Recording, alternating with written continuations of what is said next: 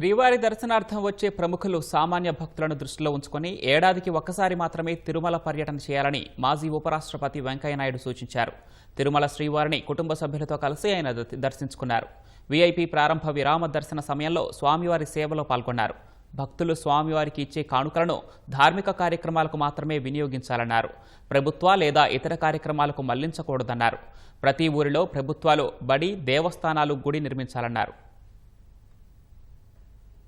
వెంకటేశ్వర స్వామి దర్శనానికి వచ్చే భక్తులు సమర్పించే కానుకలు, ఇచ్చే నిధులు, వీటన్నింటినీ కూడా పూర్తిగా ధార్మిక కార్యక్రమాలకు, ఆధ్యాత్మిక కార్యక్రమాలకు, అలాగే భక్తుల యొక్క సౌకర్యాన్ని కలిగించడానికి, ఇక్కడ కావాల్సిన ఇతర ఏర్పాట్లు కలిగించడానికి వాటికే ప్రధానంగా ఖర్చు పెట్టాలనేది నా ముఖ్యమైన ఉద్దేశం.